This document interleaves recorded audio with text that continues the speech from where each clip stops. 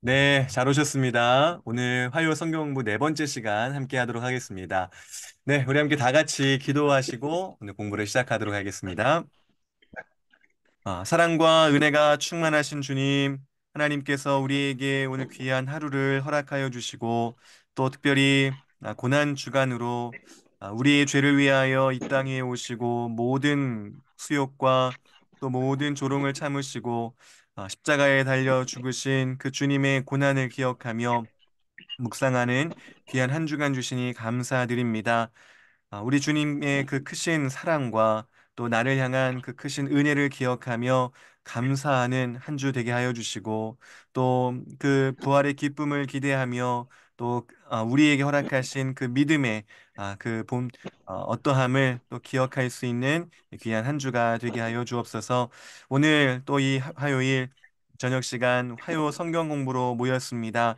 이 시간에 우리가 배우고 알아야 할 귀한 믿음의 그 진리들을 우리 마음 가운데 새겨주시고 모인 우리 모든 성도님들 그 마음 가운데 하나님의 그 깊으신 뜻을 깨달아 또 믿음이 성장하는 이 시간 되게 하여 주옵소서. 주님께서 시작부터 마치는 시간까지 함께 하실 줄 믿사오며 우리 주 예수 그리스도의 이름으로 기도하옵나이다. 아멘. 아멘. 네, 다시 한번 인사드립니다. 반갑습니다. 화요 성경부에 잘 오셨습니다. 우리 한번 옆에 분들하고 다 같이 인사 나누겠습니다. 잘 오셨습니다. 잘 그러셨습니다. 오셨습니다. 반갑습니다. 안녕하세요. 안녕하세요. 네, 오늘 화요 성경부 네 번째 시간으로 우리 하이델베르그 요리문답 또 계속해서 배우고 또 그 요리문답을 잘 요약한 우리 코르트 버흐립 문항을 따라서 우리 함께 가보도록 하겠습니다. 네, 오늘 우리가 배우는 그 자리를 한번 생각해 보겠는데요.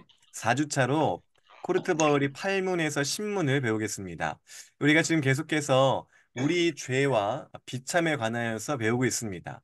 우리가 진정한 위로를 얻기 위해서는 먼저 우리가 왜 그 위로가 필요한가 이것을 이제 알아야 한다고 우리가 배웠지요. 세 가지 지식을 우리가 알아야 하는데 먼저 우리의 죄와 비참에 관하여 알 때 구원에 관하여 알 수 있고 또 그 구원에 감격하여 감사의 생활을 할 수 있는 것입니다. 그래서 우리는 지금 계속해서 우리 죄와 비참이 얼마나 크고 무섭고 또 우리의 힘으로 해결할 수 없는가를 이제 배우고 있습니다. 오늘은 8문에서 10문까지 내용을 함께 보도록 하겠습니다.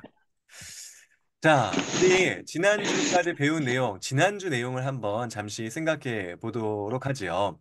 우리 지난주에 하나님께서 우리에게 주신 이 율법에 관하여서 우리가 배웠습니다. 하나님께서 우리 하나님의 사람들, 특별히 구약시대 때 이스라엘 백성들이 하나님의 백성으로서 합당하고 바르고 온전하게 살 수 있도록 여러 율법을 주셨습니다. 그 율법의 핵심, 요약이 바로 이 십계명이었지요. 열 가지의 계명으로 하나님은 이스라엘 백성들이 어떻게 자기 백성으로 합당해 살 수 있는가를 가르치셨습니다. 어, 나 외에 다른 신들을 두지 말라부터 내 이웃의 집을 탐내지 말라까지 열 가지 계명이 있었는데요. 특별히 이 열 가지 계명을 또 예수님께서 두 가지로 요약해 주셨습니다. 무엇이었죠? 하나님 사랑, 하나님 사랑, 사랑과 이웃사랑. 이웃사랑 맞습니다. 열 가지 계명을 다시 하나님 예수님께서는 큰 계명 그리고 또 다음 계명 하나님 사랑과 이웃 사랑으로 계명을 요약해 주셨죠. 하나님을 사랑하는 것, 우리가 이 땅을 살면서 우리의 창조자 되시고 또 우리의 왕 되시고 또 마지막 심판자 되시는 그 하나님 앞과 관계를 깊게 맺으며 또 하나님을 예배하고 하나님으로부터 오는 은혜 안에서 살아가는 이 삶을 말하는 것입니다. 바로 이런 하나님을 우리가 우리 모든 것을 다하여서 사랑해야 한다는 것이죠. 우리가 하나님을 사랑하는 그 가장 좋은 본질은 바로 하나님을 예배하는 것이지요. 그래서 우리가 그제 주일 함께 모여서 하나님을 예배함으로 우리가 하나님을 사랑하는 것을 확증하고 또 함께 보고 느끼는 것이었습니다. 또 예수님께서 요약하신 두 번째 이웃사랑이 있지요. 이 이웃사랑은 또 우리가 삶에서 나타나는 이 구체적인 행동들로 우리가 증거되어지고 또 확인할 수 있습니다. 내 이웃을 무엇처럼 예수님이 사랑하라고 하셨죠? 내 몸과 님, 같이. 네. 왜 특별히 내 몸같이 사랑하라고 하셨을까요? 우리가 사랑하는 가장 아, 큰 개념이 바로 자기 몸이죠. 자기 몸보다 더 사랑하는 게 과연 얼마나 있을까요? 내 몸, 내 몸 다치는 것도 아프고 아깝고 상하는 것도 너무 아깝고 자기 몸을 우리는 가장 사랑합니다. 그런데 내 이웃을 네가 그렇게 사랑하는 그토록 아끼는 네 몸처럼 사랑하라. 정말 큰 사랑의 모습을 이제 보여주셨지요.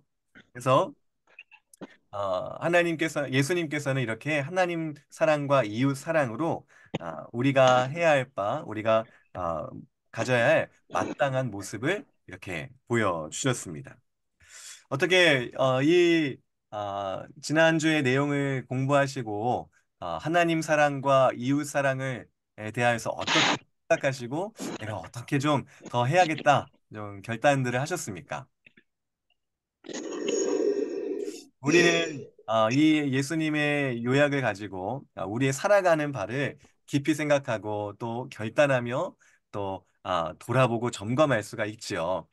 오늘 우리가 이것을 배우는 이유도 우리가 정말 예수님의 계명 앞에 하나님의 명령 앞에 어떤 존재로 서 있는가, 어떻게 해야 하는가를 깊이 고민하고 점검하고 결단하기 위하여 배우고 있는 줄로 믿습니다. 자, 그런데요, 안타까움이 있었죠. 이렇게 하나님 사랑과 이웃 사랑이 좋은 또 큰 계명인데, 거기에 대하여서 우리의 모습이 어떠한가를 지난 시간에 한번 생각해 보았습니다. 자, 바로 이것이죠. 지난주 우리 7일 문항에서 당신은 그 모든 것을 이 하나님 사랑과 이웃 사랑 거기서 확장된 십계명 또 하나님이 주신 그 율법을 완전히 지킬 수 있느냐 하나 지킬 수 있느냐 물어보는 것이 아니죠. 완전히 지킬 수 있느냐라고 이렇게 물어봅니다. 그때 우리의 대답이 무엇이었습니까? 한번 복습하면서 다시 한번 읽어볼까요? 시작. 지킬 수 지킬 수가 없습니다. 없습니다. 지킬 수 왜냐하면 없습니다. 왜냐하면 왜냐하면 나는 나는 왜냐하면 성전과 나는 성전과 본성과 하나님과 하나님과 내 주님과 율법과 주님과 말과 행동으로 말과 율법과 말과 행동을 행동을 살릴 수 있는 법이기 때문입니다. 하나님의 계명을 어기기 때문입니다. 네, 지킬 수 없습니다가 정말 큰 우리의 안타까움이요 슬픔이죠. 우리는 완전히 지킬 수 있는 존재가 아니라는 것입니다. 여기에 우리 이제 죄와 비참의 모습이 들어가는 것이죠. 자, 볼까요? 우리에게는 지킬 수 없는 연약함과 지키고 싶어 하지 않는 완악함이 있다는 것입니다.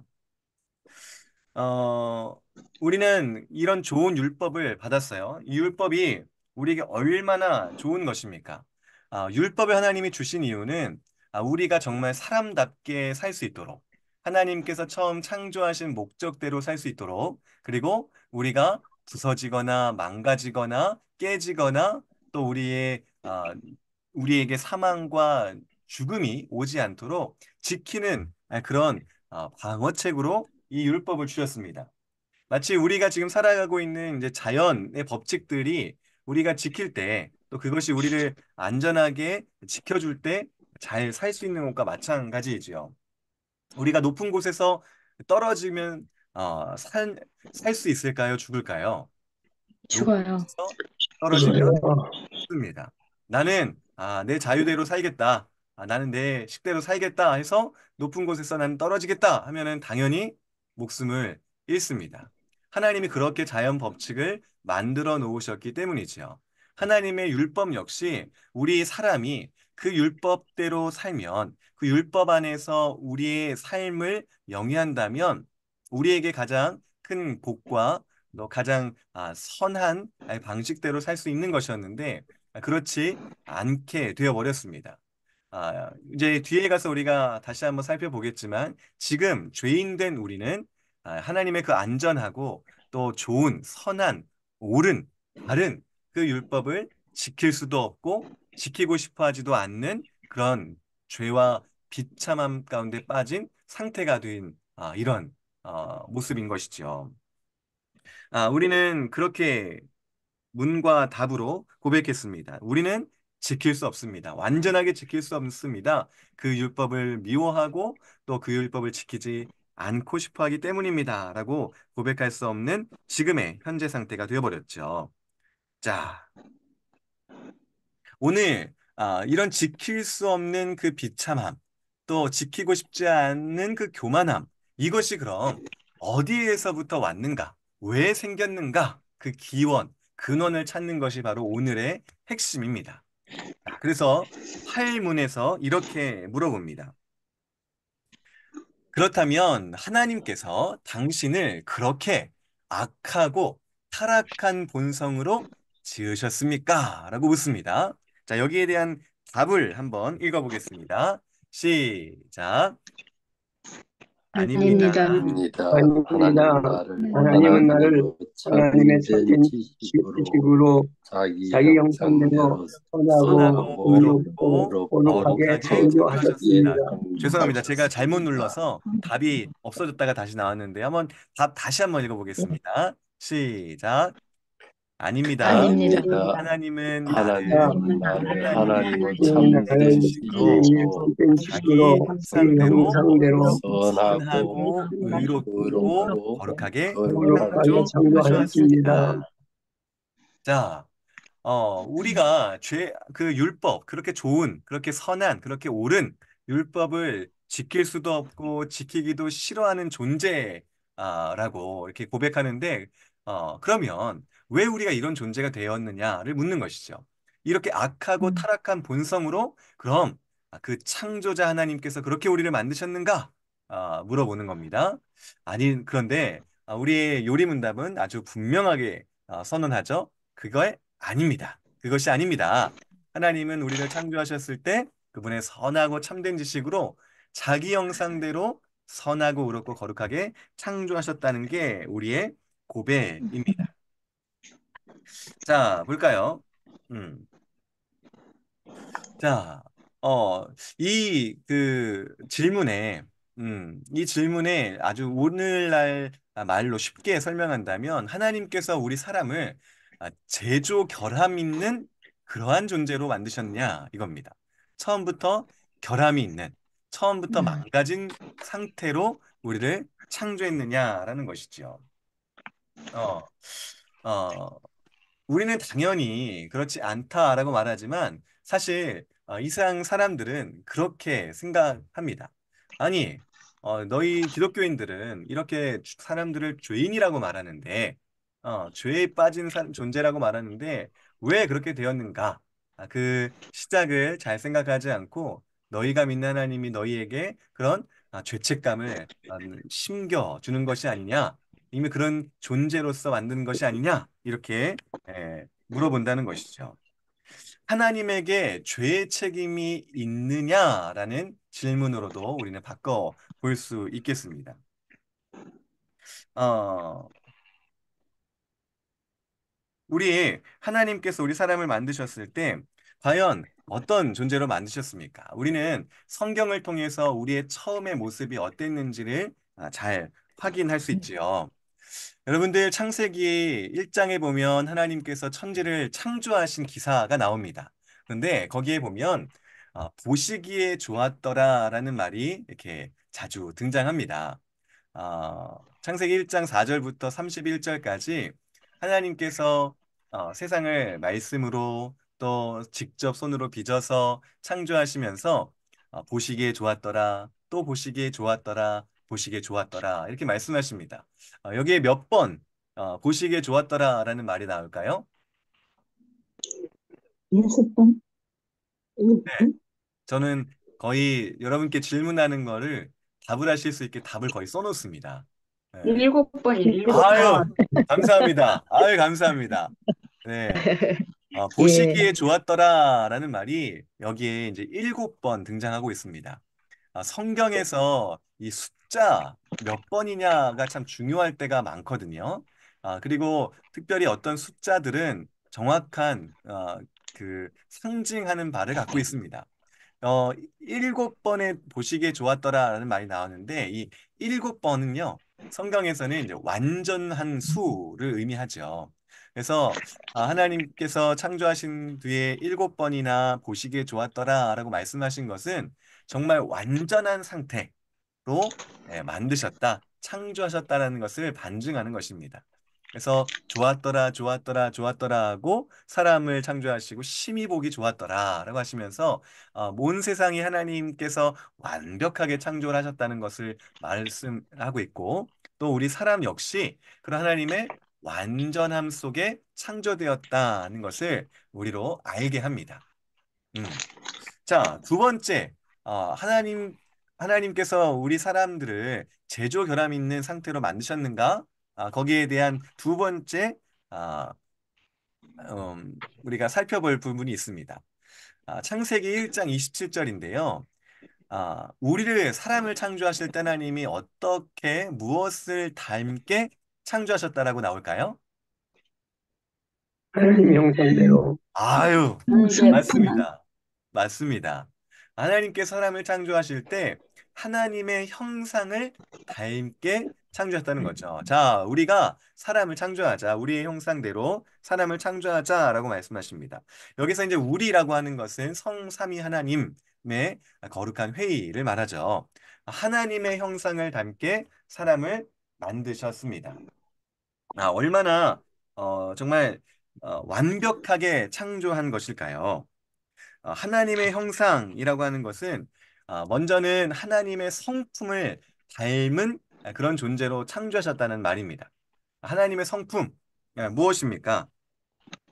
하나님의 그 의로우심, 선, 하나님의 거룩하심, 또 하나님의 정의로우심, 또 하나님의 욕심, 자비로우심, 이런 하나님의 그런 성품들을 닮은 모습, 닮은 존재로 사람을 창조하셨다는 것이죠. 저 어렸을 때 하나님의 형상대로 창조되었다라고 했을 때 제가 이제 오해한 것은 하나님 그럼 나 이런 모습으로 하나님이 생기셨나? 하나님의 형상을 적인 걸로 이렇게 생각한 거죠. 그렇다 보니까 하나님 나처럼 이렇게 키가 작으신가? 이렇게 하고 하나님 나처럼 이렇게 얼굴에 주근깨도 많으신가? 이렇게 생각할 수 있는데 성경에서 말하는 하나님의 형상은 외적인 모습이 아니라 하나님은 영이시다라고 하셨죠. 형체가 없으신 겁니다. 근데 하나님께서 우리와 같은 모양대로 형상대로 창조하셨을 때는 바로 그런 하나님의 그 성품을 닮은 존재로 만드셨다는 것이죠. 물론 하나님은 완전한 성품이신 거죠. 거룩함도 완전하시고 의로움도 완전하시고 사랑도 무한하시고 또 긍휼과 정의, 의로우심도 완전하십니다. 비록 그 완전하심 같진 않지만 그 모양을 닮은 존재로 우리를 창조하셨기에 우리는 완전한 모습이라고 할 수 있겠습니다. 또 관계적인 면에서도 하나님의 형상을 닮았어요. 아까 우리가 사람을 창조했을 때 성부, 성자, 성령, 하나님을 닮은 존재로 또 우리를 만드셨죠. 그럼 어디서 볼 수 있을까요? 이 성삼위 하나님이 서로 사랑의 관계를 맺고 계시고 한 분 하나님으로 이제 존재하시는데 우리가 그렇게 닮은 존재로 창조되었어요. 그 예를 뭐로 볼 수 있을까요? 하와, 하나님이 첫사람을 누구와 누구로 만드셨죠? 아담과 하와. 오, 맞습니다. 아담과 하와로 만드셨어요. 아담만 만드시지 않고 하와만 만들어 놓으시지 않고 아담과 하와를 만드셨어요. 근데 그 두 사람한테 하나님께 하신 명령이 무엇이냐면 둘이 연합하여 한 몸을 이루라. 이런 명령을 내리시죠. 자, 삼위 하나님께서 한 분 하나님으로 존재하시는 것처럼 우리도 그분을 닮아서 남자와 여자가 하나가 되는 이런 관계적인 면에서도 하나님의 형상을 닮은 존재로 우리를 창조하셨다는 것이죠. 자, 그런 면에서 역시 사람은 또 완전한 존재였습니다. 자, 마지막으로 어, 권한에 있어서도 하나님의 형상을 닮았습니다. 권한. 자, 여기서 말하는 권한이 무엇일까요? 하나님께서 사람을 창조하신 후에 명령을 내리십니다. 우리가 흔히 문화명령이라고 하는데 어떠한 권한을 아담과 하와가 갖도록 하셨죠? 자연을 다스리는 거. 오, 이름을, 이름을 맞습니다. 다 맞습니다. 지어드리고. 모든 만물을 다스리라 라고 말씀하시죠. 다스릴 사람, 그렇죠. 다스림의 권한을 주셨습니다. 근데 사실 이 다스림의 권한은 누구에게 있는 것이죠? 하나님, 그렇죠. 하나님, 성자, 하나님께서 성모. 가지고 계십니다. 음, 창조자로서의 모든 권한을 하나님이 가지고 계신데 그 권한을 사람이 행사할 수 있도록 하나님께서 음, 나누어 주신 것이죠. 하나님이 온 세상, 온 우주를 다스리는 것처럼 우리는 그 형상을 닮아서 이 땅에 있는 것들을 다스리고 또 그것을 이제 주장할 수 있는 그런 권한을 가진 겁니다. 자, 이렇게 보면 하나님의 성품, 하나님의 관계, 하나님의 권한을 우리가 받고 우리가 닮은 존재로 창조되었습니다. 또 아까 우리가 보았듯이 보시기에 좋은 상태로 세상이 창조되었고 사람이 그렇게 창조되었습니다. 자, 그렇다면 아까 우리 처음 질문 하나님께서 그렇게 우리가 율법을 제대로 지킬 수 없는 그런 결함 있는 상태로 이미 죄와 비참함 가운데 빠진 존재로 사람을 창조하신 것입니까? 아닙니다. 아닙니다. 그렇죠. 전혀 아니라는 것이죠. 하나님에게 죄의 책임이 그럼 있습니까? 없습니까? 없습니다. 있다는 게 맞아요. 우리의 분명한 고백입니다.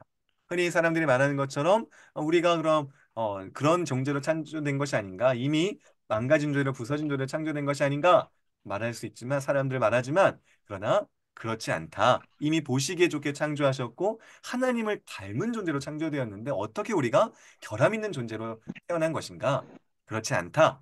그래서 죄의 책임은 하나님에게 있다 없다? 없다. 없다. 없다. 할 수 있는 것입니다. 자, 그러면 왜 우리가 그런 죄와 비참에 빠질 수밖에 없었는가? 그 이유가 무엇인가? 죄의 책임이 하나님께 있지 않다면 그 책임이 누구한테 있는가? 이것을 이제 우리가 찾아가게 됩니다. 자, 구문이 이렇게 나오지요. 그렇다면 당신의 타락한 본성은 어디에서 온 것입니까? 우리 한번 답을 한번 읽어보겠습니다. 시작.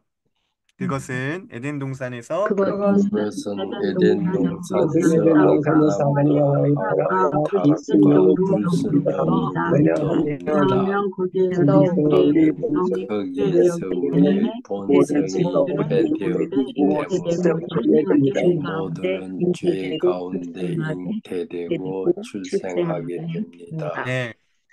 자, 우리의 타락한 본성은 바로 에덴 동산에서 첫사람 아담과 하와의 타락과 불순종으로부터 왔다 하는 것입니다. 자, 죄의 책임이 누구한테 있는 것입니까? 아담과 하와.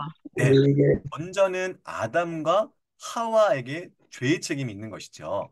자, 그럼 아담과 하와에게만 죄의 책임이 있는 것입니까? 그 다음 이제 답이 중요하죠. 거기에서 우리의 본성이 우리의 부패되었기 때문에 본성이 우리 모두는 죄 우리 가운데 본성이 잉태되고 출생하게 부패되었기 됩니다. 때문에 그렇죠. 분명히 아담과 하와의 타락과 불순종인데요. 우리의 본성이 거기에서 부패됐다고 하는 것입니다.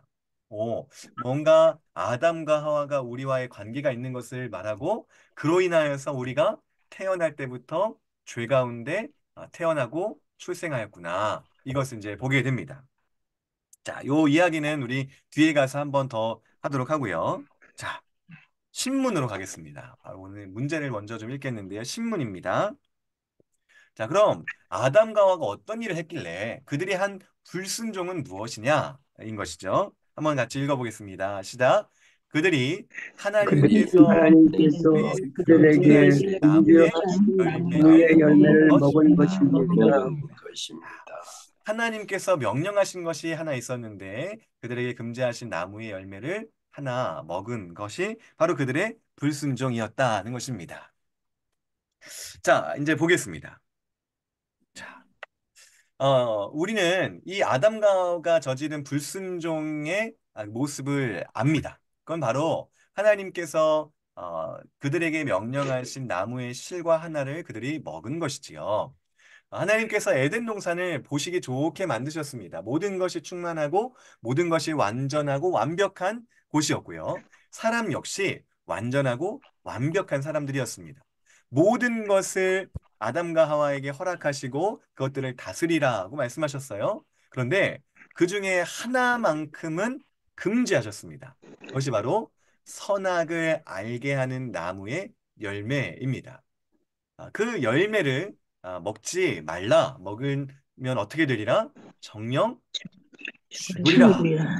분명한 명령을 내리셨죠. 그런데 아담과 하와가 그것을 먹는 죄를 저지릅니다. 하나님의 말씀에 불순종한 것이죠. 그것이 바로 우리가 지금 죄와 비참함에 빠진 그런 근원과 원인이 됐습니다.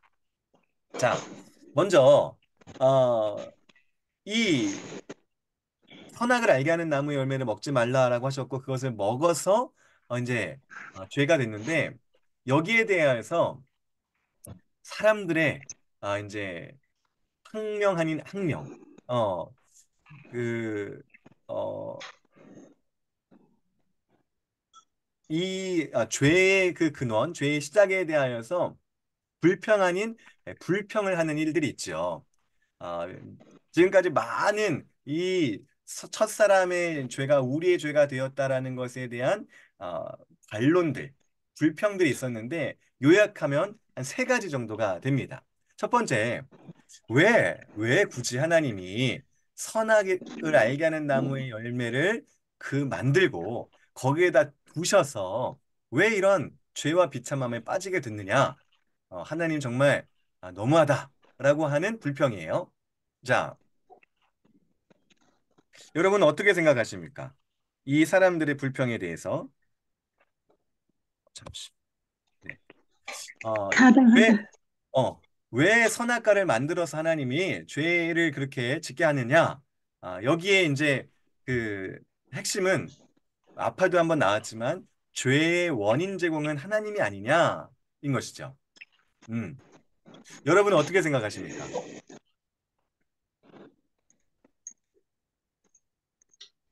그렇게 생각하지 않아요. 그렇게 생각하지 않습니다. 네. 네. 그러면 제가 볼 때는 음, 여기 계신 분들은 다 아니에요. 그건 틀린 말이에요라고 음, 했을 것 같아요. 근데 혹시 네. 이런 의문 가져보신 적 있으시지 않으십니까? 왜 하나님이 거기다 두셔가지고 그랬을까? 네, 그런 적 있어요. 그렇죠. 그런 저도 생각 옛날에 한 적 있어요. 맞아요. 이런 생각이 들었어요. 왜 하나님은 굳이 거기다가 선악을 알게 하는 나무라는 그 열매를 거기다 두셔서 사람으로 시험 들게 하셨나? 하나님 왜 그러셨나? 이렇게 생각을 해본 적이 있었어요. 자, 이미 뭐 우리 성도님들 답을 알고 계신 분도 있지만 우리 다시 한번 생각해 보지요. 죄의 원인 제공을 하나님이 하신 것이 아닌가라는 이런 질문에 있어서 음, 자, 여러분 요거 아닙니다. 뭔지 아시겠습니까? 요즘 많이 보이는데 식당 가면. 로봇, 로봇. 그쵸, 그쵸. 이동 시. 어, 음식 네네. 나가주는 AI. 네. 참, 이제 정말 기술이 많이 과학이 발전이 했어요. 그래서 밥을 먹으러 가면 예전에는 이제 거기 식당에서 일하시는 분이 오셔서 뭐 드실래요? 물어보시기도 하고, 또 우리가 시키면 요리가 다 되면 우리에게 이제 막 갖다 주시기도 하고 했는데, 이제는 이제 시대가 많이 바뀌었죠. 이제 주문하는 것도 식탁에 붙은 뭐 이렇게 태블릿을 누르면 말하지 않아도 딱딱 음식 시켜지고 갖다 주는데 갖다 주는데 또 이 사람이 갖다 주는 게 아니라 이제 기계가 막 갖다 줍니다. 그죠? 너무 신기하더라고요. 네. 저기 위에 보면은 표정도 있어요. 표정. 그래서 웃으면서 갖다 줘요. 어, 예. 음, 음식 나왔어요. 드세요. 가져가세요. 막 이러면서 웃으면서 막 와요. 자, 그런데 여러분 어떻습니까? 어, 이 로봇이 이렇게 우리에게 음식을 갖다 주고 하지만 이 로봇한테 고마워, 감사합니다. 이렇게 말하세요. 우리가 아니, 재미로는 말할 수 있죠. 재미로는 정말 고마워, 잘 먹을게. 뭐 이렇게 재미로는 저희 아이들이 그래요. 저희 나이리 아이리가 얘가 갖다 주면 고마워 하면서 이렇게 뭐 막 말을 한단 말이죠. 음. 자, 그런데 정말 얘가 고맙습니까? 아, 아니요. 얘는 기계죠, 기계. 사람이 만든 평생 전원만 충전이 되고 전원만 들어오면 평생 그 일을 하게 만들어진 단순한 기계일 음, 뿐입니다. 기계. 충성스럽게 일하기 때문에 감사한 마음도 이렇게 들지만 사실 그냥 우리는 당연하게 생각을 합니다. 얘는 당연히 그 일을 하게 만들어진 존재니까 그 일을 하는 거지라고 생각합니다. 얘는 사람이 입력한 그 프로그램 이외의 것을 할 수 있어요, 없어요? 없어요. 없습니다. 없습니다. 어, 음. 3번 테이블에 음식을 갖다 줘야 되는데 자기 마음대로 5번 테이블에 갖다 준다. 7번 테이블에 물을 갖다 주라고 했는데 7번 테이블에 갑자기 국을 갖다 준다. 이걸 상상할 수 있습니까? 없습니까? 없어요. 없죠. 없죠.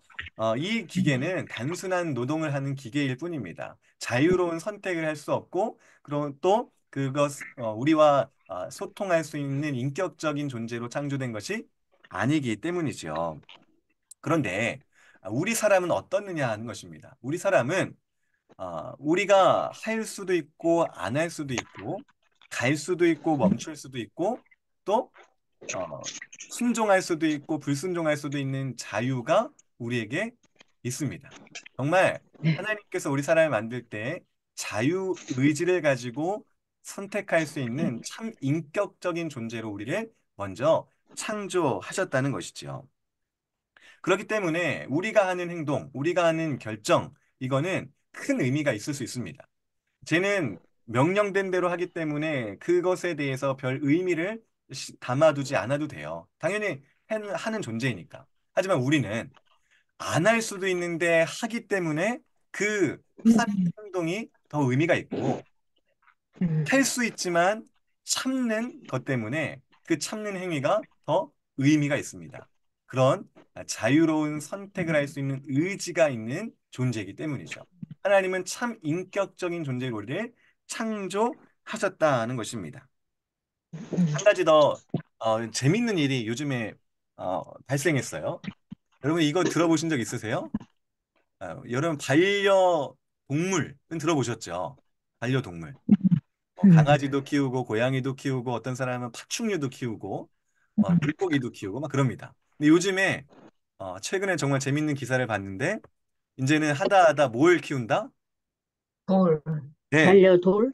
반려돌을 음. 키운답니다. 여러분 들어보셨어요? 반려돌. 진짜 돌이에요, 돌.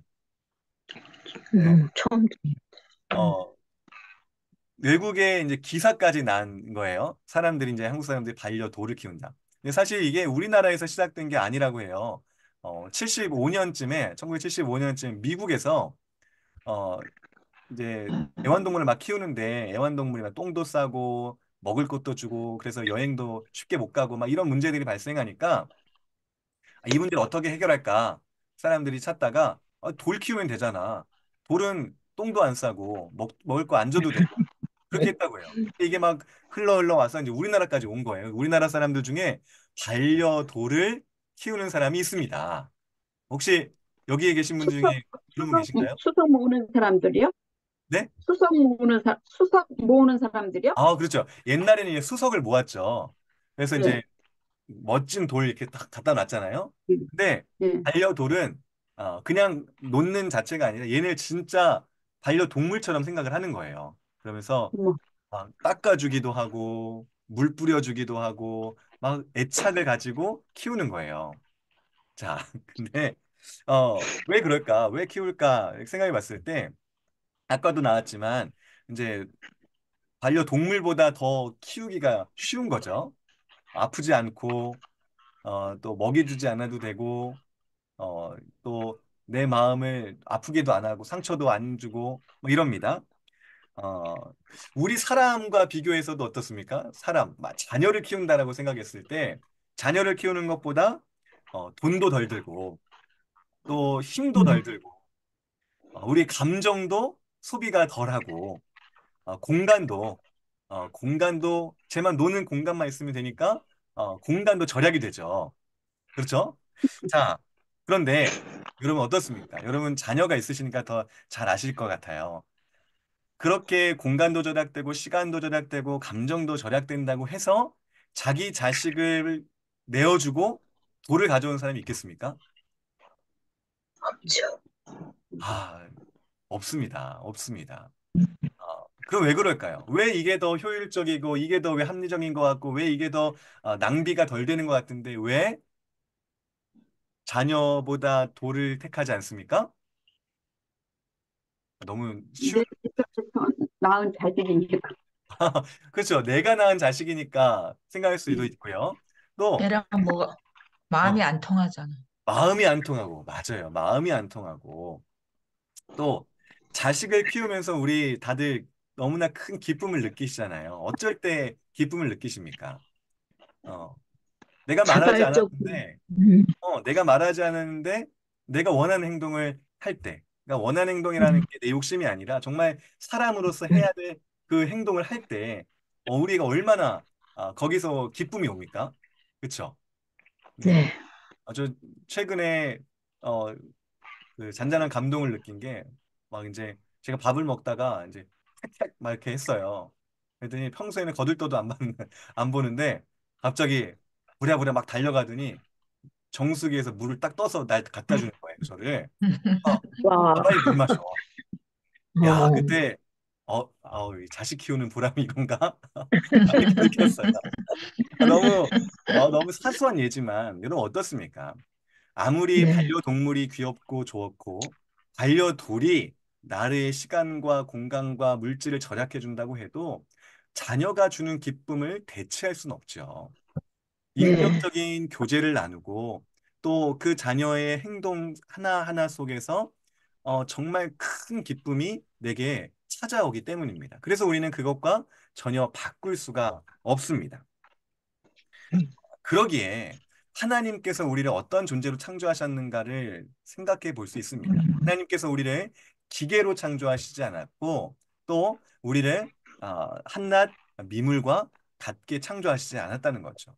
우리로 선택할 수 있고 인격적인 교제를 나눌 수 있고 하나님의 형상을 닮아서 순종할 수 있는 또 하나님이 원하시지 않는 것을 하지 않을 수 있는 그런 자유를 가지고 하나님께 기쁨을 드리며 우리도 유익을 누리는 그러한 존재로 우리를 창조하셨다는 겁니다. 하나님께서 우리에게 그런 완벽하고 온전하고 또 복된 존재로 창조하셨다는 것을 생각해 볼 필요가 있습니다. 그러므로 왜 하나님께서 굳이 거기에다가 선악을 알게 하는 나무를 두셔서 우리를 죄를 짓게 하셨는가, 죄의 원인을 두셨는가, 그것은 성립하지 않는다는 거예요.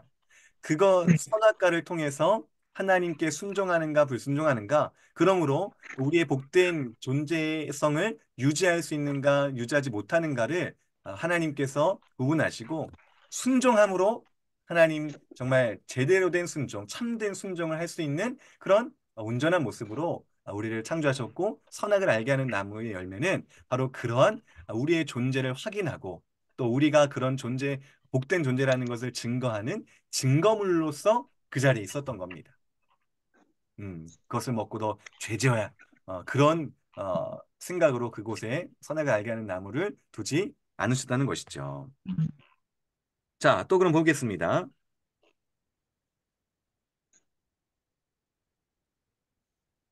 왜안 되냐? 네.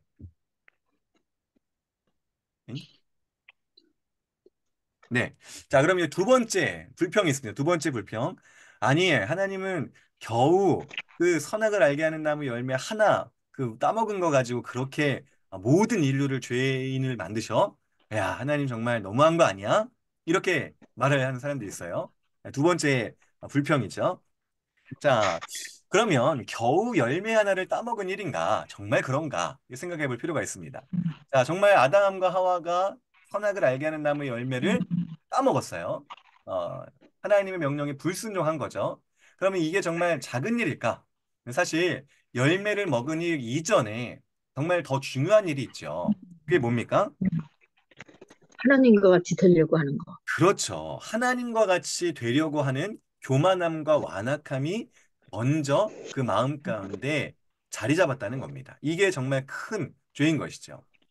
우리가 정말 모셔야 되는 그 왕의 자리에 내가 떡하니 하나님을 밀어내고 가서 앉은 것이고, 내가 하나님처럼 되려고 하는 교만과 완악함이 그 마음을 가득 채웠다는 것입니다. 밝고 빛난 하나님이 창조하신 그 마음이 더럽고 추하고 어두운 죄로 이미 물들었기에 선악을 알게 하는 나무의 열매를 행동으로 따먹었다는 겁니다. 음. 그러니 하나님, 속 좁으신 하나님, 열매 하나를 먹어서 그렇게 죄인을 만들어, 그 의미가 아니라 이미 사람 안에 어마어마한 죄, 정말 그 어떤 것과 비교할 수 없는 가장 큰 그 교만과 오만과 완악함의 죄를 사람이 지었다는 것을 저 불평은 간과하고 있는 것이지요. 음. 음, 사단이 가장 아름다운 존재로 창조되었지만 하나님의 자리를 탐하여서 추락하여 이제 사단이 된 것처럼, 그 죄가 오늘 우리들에게도 있다는 것이죠. 하나님의 왕의 자리에 우리가 올라앉은 그 큰 죄가 이 선악을 알게 하는 나무의 열매를 먹은 그 이면에 있었다는 것. 이것이 하나님은 속 좁으신 하나님이 아니라 정말 하나님께서 화내실 만한 일이다. 정말 하나님께서 가장 금하고 싫어하셨던 일이다는 것을 우리가 생각할 필요가 있습니다. 자, 마지막 반론인데요. 반론 1이라고 되어 있는데 반론 3입니다. 자, 그럼 아담과 하와가 지은 죄인데 왜 내가 역시 또 죄인이 되어야 하는가? 이런 불평을 합니다. 그건 너무 먼 과거의 일이 아닌가? 또 어떤 사람들은 아예 인정하지 않으면서 그거는 성경에 나오는 마치 신화 같은 일인데 그게 나랑 무슨 상관이 있는가? 라고 불평을 하는 거죠. 왜 아담과 하와 때문에 나도 죄인이 되어야 되는가? 라고 생각하는 겁니다. 제가 외국에 한번 갔을 때 이 반얀트리라는 나무를 봤어요. 반얀트리. 여러분도 본 적이 있을지 모르겠는데 동남아시아에도 많고 또 저기 이제 뭐 하와이나 뭐 이런 데도 있는 나무입니다. 근데 이 나무가요. 제가 이 나무 그늘에 이제 들어갔거든요. 네, 1,000명이 그늘에서 쉴 수 있는 나무예요. 1,000명이. 여러분 어마어마하지 않습니까? 1,000명이 한 나무에. 근데 이 반얀트리가요. 여러 나무가 모인 게 아니고요. 한 나무에서 뻗어나오는 그런 나무예요. 어떻게 하냐면 저 하나 지금 저기 가운데 이제 크게 이제 뭉텅이가 있잖아요. 그 뭉텅이에서 이제 쭉 이제 가지를 뻗는데 그러다가 이제 그 지금 이렇게 보이시는지 모르겠어요. 위에서 아래로 이렇게 축축 처진 게 있잖아요. 이게 이제 줄기 혹은 이제 뿌리인데요. 얘가 이제 쭉쭉쭉쭉쭉 내려와서 땅까지 내려와서 땅에 닿으면 이제 거기서부터 다시 뻗어 내려가서 기둥이 되는 거예요. 음, 기둥. 그래서 음, 거기에 이제 또 하나의 지부가 생기는 거죠. 그런데 두 나무가 아니라 한 나무인 거예요. 음, 한 나무에서 쭉 이렇게 뻗어 나가서 또 내려서 기둥이 되고 또 뻗어 나가서 기둥이 되고 이렇게 하는 게 이제 반얀트리의 이제 특징인데요. 어, 그래서 이제 1,000명이 머무를 수 있는 그런 나무가 되는 거죠. 근데 그 나무가 하나라는 게 이제 특징입니다. 자, 우리 왜 다른 사람 때문에 왜 그 아담과 하와 때문에 우리가 역시 죄인이 되어야 하는가라는 질문에는 우리는 이렇게 대답하는 것이죠. 아담과 하와는 우리와 별개의 사람이 아니라 그는 우리의 조상이었고 모든 사람의 조상이었다는 것입니다. 다 우리가 각자 모습도 다르고 사는 곳도 다르고 환경도 다르고 모든 것이 다르지만 다 우리는 그 한 사람 아담 아래 다 모이고 그로부터 우리가 파생되고 우리가 태어났다라는 것. 이것이 우리가 말할 수 있는 대답입니다.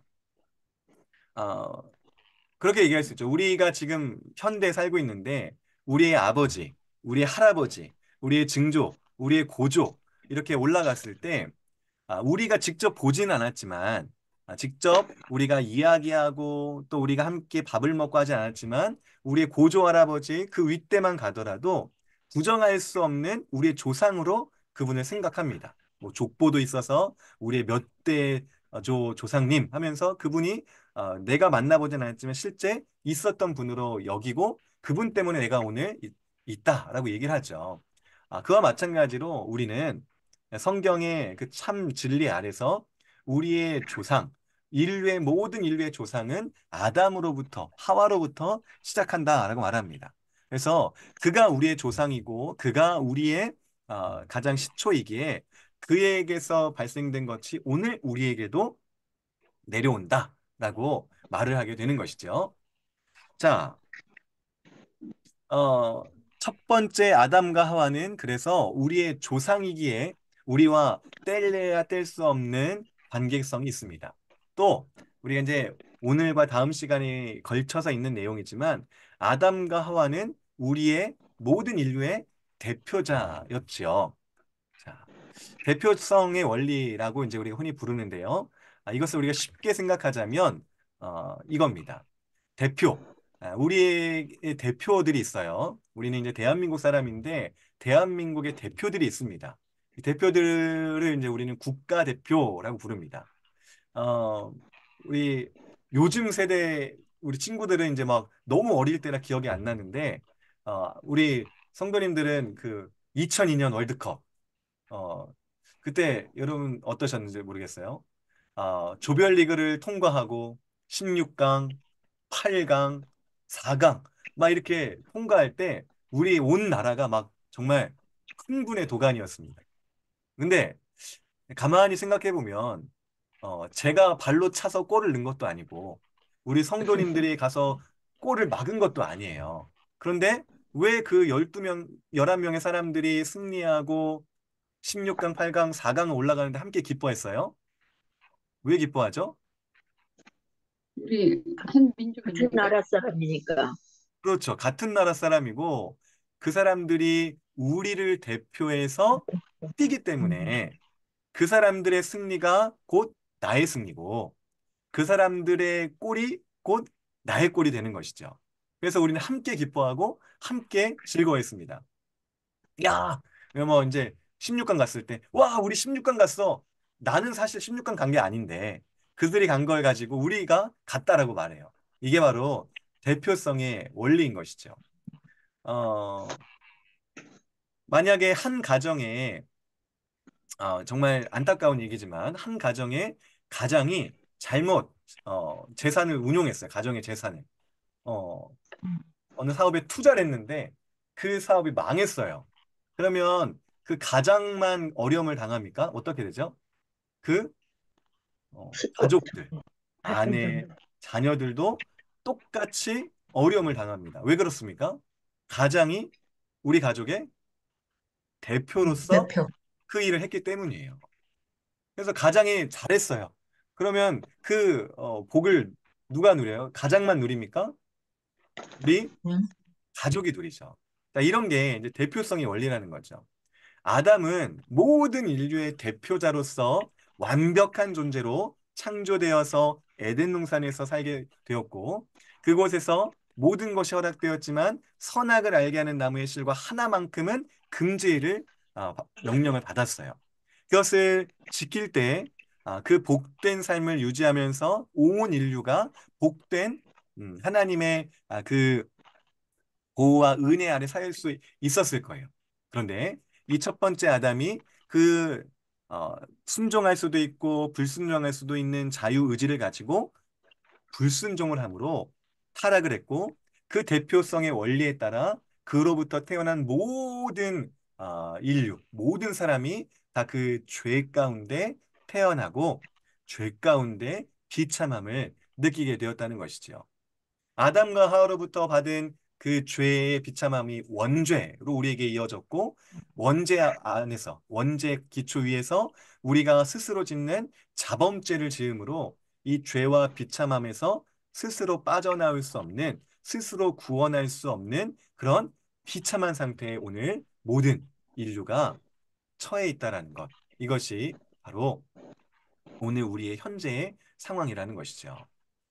자, 그렇다면 하나님은 죄의 원인자도 아니시고 또 죄의 빌미를 제공하신 분도 아니시고 또 속이 좁으신 분도 아니시고 또 오늘 우리에게 어, 또 아담과 하와의 죄뿐만 아니라 그를 대표로 하여서 모든 인류가 그 안에서 함께 죄를 지은 이런 모습을 이런 죄를 지은 존재라고 우리에게 설명을 해주시고 계십니다. 자, 그러면 이제 여기까지만 보면 정말 우리는 그 죄와 비참함 때문에 신음하고 고통하고 좌절하고 절망할 수밖에 없는 존재입니다.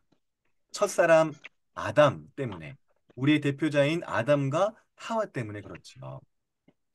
여기까지가 우리의 이제 죄와 비참함의 상태인데 그 이유 때문에 우리는 이제 두 번째 아담을 기다리게 됩니다. 자, 네. 두 번째 아담이 그래서 우리에게 필요한 것이지요. 첫 번째 아담은 자유의지를 가지고 하나님 앞에 이제 불순종의 죄를 지음으로 모든 인류를 죄 가운데 빠지게 한 그런 정말 비참한 사람이었는데 그런데 우리를 위하여서 하나님이 두 번째 아담을 보내주셨습니다. 그분이 바로 예수 그리스도. 예수 그리스도는 우리 죄와 비참에 빠진 존재들을 위하여서 스스로 나무에 달려 죽으심으로 우리 모든 인류를 그 대표성의 원리 아래서 의로운 존재로 하나님 안에서 자녀로서 변화시키시고 구원의 은혜를 이제 우리 모두에게 주시는 분이 된 거죠. 모든 첫 번째 아담 아래 죄인이 되었다면 이제 두 번째 아담 되시는 예수 그리스도 안에서 이제 모든 사람이 구원과 이제 하나님의 자녀로서 변할 수 있는 그러한 길이 열리게 된 것입니다. 참 재미있어요. 선악을 알게 하는 나무의 열매를 먹은 죄도 인하여서 모든 인류가 죄인이 되었는데 나무에 달리신 예수님 때문에 우리 모두가 의롭고 하나님의 자녀가 되었다는 것. 이것이 역시 또한 또 이렇게 맥을 같이 하는 그런 일이 되겠습니다. 우리 스스로 이 죄와 비참함을 해결할 수 없었지만 예수 그리스도가 바로 우리를 대신하여 대표하여 죽으시고 부활하심으로 구원을 얻게 하셨다. 그러므로 이 예수 그리스도 안에서 우리는 참된 위로를 받을 수 있게 되었다는 것이 우리 하이델베르그 요리문답이 가르치는 내용입니다. 자, 우리 이번 한 주간 이제 고난 주간을 보내고 있습니다. 이 고난 주간이 또 그래서 의미가 있습니다. 우리 지난 주일에 다들 설교 들으셨겠지만 사실 모든 날이 사실 우리에게 고난 주간이고 또 모든 날이 우리에게 부활의 날이 됩니다. 이 한 주간만 고난 주간이 아니고 돌아오는 주일만이 부활 주일이 아니고 매 순간 매일이 고난 주일이 될 수 있고 부활의 날이 될 수 있는 것이지요. 그럼에도 불구하고 우리가 1년의 이 한 주간을 고난 주간으로 정하여 지키고 한 날을 부활 주일로 지키는 것은 또한 의미가 있을 것입니다. 우리를 위해서 죄와 비참에 빠져서 허우적대고 해결할 수 없는 그 죄의 문제를 가진 우리를 위하여서 예수 그리스도가 우리와 같은 사람이 되셨고 조롱과 핍박과 모든 수욕을 참으시고 십자가에 달려 죽으시고 부활하심으로 이제 우리의 진정한 위로가 되신다라는 것을 묵상하고 기억할 수 있는 이 귀한 날을 우리가 갖게 되었다는 것은 또 한 주간으로 지킨다는 것은 우리에게 정말 유익한 일이 아닐 수가 없는 것이지요. 오늘 우리 배운 내용들을 또 한번 기억하면서 그래 우리의 죄와 비참이 첫사람 아담과 하와가 선악을 알게 하는 나무 열매를 먹었기 때문이다 하는 것을 기억하면서 우리가 역시 그 안에서 죄인이고 또 하나님은 죄의 원인자가 아니시지만 우리 사람이 그 귀한 자유의지를 가지고 불순종함으로 그런 죄인이 되었다.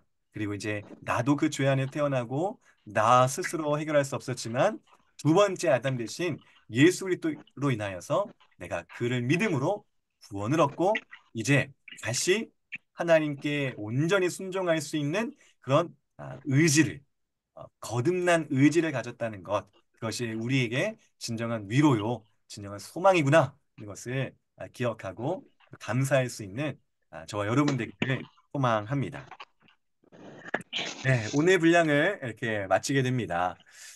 오늘 배운 내용들 여러분 잘 기억하시면서 정말 여전히 죄와 비참함이 우리에게 영향을 주고 또 우리를 시험 들게 하지만 그러나 이제 승리하신 예수 그리스도로 인하여 우리가 새로워진 의지를 가지고 하나님께 순종하고 죄를 멀리하며 이제 다시는 그 죄로 돌아가지 않는 그런 치열한 영적 전투를 벌이며 하나님 앞으로 나아가면 좋겠습니다. 자, 오늘 이제 얘기를 마치고요. 지난주에 예고드렸던 것처럼 자, 오늘 배운 내용들을 한번 생각해 보시고 오늘 배운 바에 있어서 우리 한 분을 자원자를 받아서 느낀 점과 또 새로이 결단한 점을 들어보겠습니다. 자원자가 없을 경우에는 제가 지명하여 부르겠습니다. 혹시 오늘 배운 내용 중에 여러분 새롭게 느끼신 것이나 다시금 되새기게 된 것이나 또 결단한 것이 있다면 한 분, 예, 한번 나눠주시면 감사하겠습니다.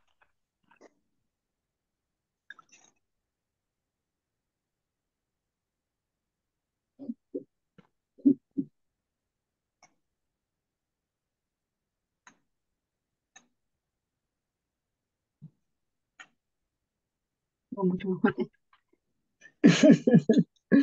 너무 좋네.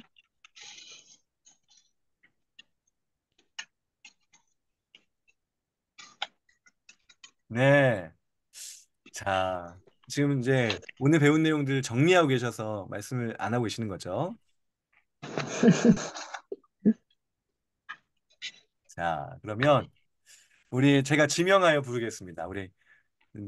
제가 연배도 많으신데 지명하여 죄송하지만 우리 하준규 집사님 한번 오늘 내용 한번 말씀해 주시죠. 예, 질문하신 거에 대한 좀 답이나 또 제 생각이 정리가 된 건지는 잘 모르겠습니다만 네. 어차피 십계명과 율법이 성도들에게 크리스찬에게 온전히 지켜지도록 요구를 하지만 잘 지켜지지는 않는다. 또 지킬 수가 없다는 이런 이제 말씀이 계셨는데 이 부분이 구약 시대에서나 또 새 아담이 오시고 예수님이 오신 이후에도 그, 그 율법을 지키라는 이 강도가 음, 전과 후가 저는 어디서 들은지 또 잘못 들은지 몰라도 신약에서는 조금 완화되지 된 것처럼 이렇게 듣고 있는데 그게 맞는 건지는 모르겠습니다. 네. 어, 우리 이제 하중일 일사님이 말씀하신 것은 이제 앞으로 배워가면서 우리 저 뒤에 이제 감사 생활에서 이제 한 번 더 나오게 될 텐데요. 일단은 이제 강도의 차이가 있느냐 없느냐. 예. 사실 저는 제 생각은 강도의 차이는 없다고 봅니다. 하나님께서 구약 시대 때도 율법을 주셨고 또 이제 신약 시대 때도 역시 그 율법의 역할이 있기 때문에 그런데 이제 우리 편에서의 이제 강도가 어떤가 생각해 볼 필요가 있을 것 같아요. 그리고 어떤 마음으로 지키는가. 구약의 백성들 같은 경우에는 이제 그 율법에 대해서 음, 정말 율법을 지키면 분명히 산다라고 말씀하셨으니까 이제 지켜보려고 노력했겠죠. 그런데 그때 시대 사람들이나 우리나 지킬 수 없는 거는 마찬가지인 거죠. 그러기에 하나님께서 어, 이제 지킬 수 없는 죄인들을 위해서 이제 제사제도라는 걸 주신 거죠. 제사제도를 통하여서 지키지 못한 죄를 이제 속하고 하나님과 화목을 이루게 이제 하시는데요. 이제 그게 예수 그리스도의 희생과 그 죽음과 부활로 이제 모든 게 성취되어서 더 이상 제사는 필요 없는 거죠. 그래서 이제 우리는 예수를 믿음으로 이제 구원을 받는데, 그럼 오늘날 우리에게는 율법이 어떤 의미가 있는가라고 했을 때, 우리가 그 율법을 문자적으로 지킬 필요는 이제 없죠. 하지만 율법이 가지고 있는 의미하는 바, 예수님이 요약해 주신 대로 하나님을 사랑하고 이웃을 사랑한다는 이 기초 위에서 율법은 여전히 우리에게 의미가 있는 것이죠. 하나님 외에 너의 다른 신을 있게 하지 말라. 이것이 우리에게 아무런 이제 영향력을 미치지 않는 게 아니잖아요. 그럼에도 여전히 우리는 하나님만을 사랑하면서 하나님 한 분 외에 이 세상에 어떤 신을 우리의 신으로 이제 모시지 않는 거죠. 하나님의 이름을 거룩하게 이제 우리가 여기고 지켜야 하는데 그게 또 여전히 우리 지금 시대에 우리와 아무런 관련이 없는 게 아니죠.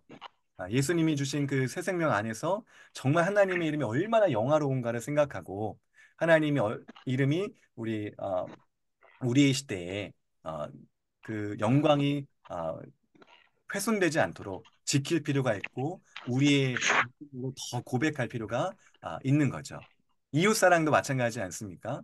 살인하지 말라라는 계명이 단순히 정말 때려서 피를 흘리게 하고 목숨을 잃게 하고 그런 의미가 아니라 오늘날 우리에게는 어떻습니까? 예수님이 분명히 말씀하셨잖아요. 형제를 미워하는 자마다 형제에 대해 나가라 하는 자마다 이미 그 형제를 이제 살인한 것 같은 이제 그런 이제 죄와 마찬가지고 간음하지 말라라는 것도 실제적인 육체적 간음이 아니라 이제 음욕을 품는 자마다 이미 간음하였다.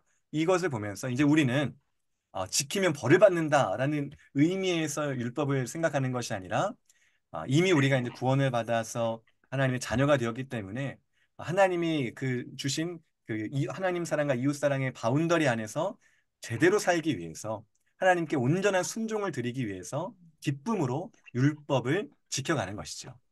그래서 우리 교통신호 지난주에 얘기했잖아요. 교통신호 안 지키면은 범칙금 문다, 벌 받는다. 이것 때문에 지키면 제대로 법을 지키는 게 아니잖아요. 사실 그것은 사람의 생명을 살리기 위해 우리가 약속한 건데 범칙금을 내지 않으려고 내가 벌 받지 않으려고 지키는 것은 제대로 지키는 것이 아니고 오히려 다른 사람의 그런 의미를 생각하면서 생명을 귀하게 여기면서 지킬 때 제대로 법을 지키는 것. 율법을 오늘 우리 지키는 의미가 바로 그런 의미에서 지키는 것이라고 생각합니다. 구원을 이미 받았기 네, 때문에 온전히 살기 위하여. 네. 네, 고맙습니다. 예, 선생님 감사합니다. 네, 우리 여전히 죄와 비참함의 그 부분이기 때문에 마음이 무거울 수 있고 어려울 수 있지만 그러나 우리 계속해서 우리의 진정한 위로가 이미 선포된 것처럼 예수 그리스도, 예수 그리스도, 예수 그리스도가 우리의 진정한 위로가 되신다. 이 여전히 죄와 비참함에 빠진 세상이지만 예수 그리스도가 이미 모든 구원이 주셨기에 우리의 진정한 위로가 되신다. 이렇게 우리의 진정한 위로 되시는 예수님을 계속해서 생각하면서 이미 우리가 그런 위로를 받은 자들이라는 것을 우리가 확신하며 또 기쁨으로 배워나가면 좋겠습니다. 네, 우리 여기서 오늘 시간을 마치도록 하겠습니다. 우리 함께 기도하고 우리 주님 가르친 기도로 마치겠는데요. 오늘 함께 기도할 때 아, 정말 그런 하나님이 창조하신 완벽하고 온전한 사람이 음, 교만과 또 하나님 같이 되려 하는 그런 완악함으로 죄를 지었습니다. 아담과 뿐만 아니라 바로 내가 그런 죄인입니다. 주님, 내가 잠시라도 하나님의 은혜가 없으면 교만과 완악과 그런 죄를 짓기 쉬운 존재인데 주님 나를 불쌍히 여기셔서 죄를 멀리하고 하나님을 왕으로 항상 모시고 온전한 하나님의 백성으로 살기 원합니다. 진정한 위로 되시는 예수님을 붙들고 사는 사람 되길 원합니다. 우리 함께 기도하시고 우리 주님 기도 가르치신 기도로서 오늘 순서를 마치도록 하겠습니다. 함께 기도하겠습니다. 사랑과 은혜가 충만하신 주님, 그래서 오늘도 우리 정말 죄와 비참 어떤 것인지 확인하게 하시기 바랍니다. 주님, 하나님의 율법을 온전히 지킬 수 없는 것은 우리 첫사랑 아담과 하와가 죄를 지었기 때문입니다. 이제 그래서 하나님의 율법을 수도 지키려고 않는 완악한 존재가 되는 주님, 정말 하나님께서 이 창조의 그 온전한 것으로 할 수 있도록 내가 알게 하는 나무 열매를 주셨지만 정말 우리는 하나님과 같이 되려는 그 완악함과 교만함으로 죄를 지었습니다. 아담과 하와의 죄뿐만이 아니라 오늘 나 나의 죄임을 고백합니다. 주여 이 죄 가운데 우리가 계속 머물러 있지 않도록 예수 그리스도를 해주시고 그거를 이때 새 생명을 얻고 거듭나고 하나님 새롭게 순종할 수 있는 온전한 사람이 되게 하셨습니다. 감사합니다. 이제 목사님, 안에서 저희가 모든 하나님께 것들이 순종하는, 하나님 아버지 일생에 하나님을 사랑하는, 하나님께 예배하는 하나님 그런 존재가 되기를 주시고 원합니다. 주여 나를 하나님 불쌍히 이제 여기시고 나를 하나님 도와주시고 그리스도의 상 은혜를 힘으로 주셔서 하나님 또다시 살게 하여 주시고 공부하고 하나님 그리고 모든 성함을 향으로 또한 은혜 가운데 하나님의 살고 이런 깊은 기도 나라를 가운데 하고 살게 하여 우리의 주시옵소서. 무엇인지 기도를 모으겠습니다.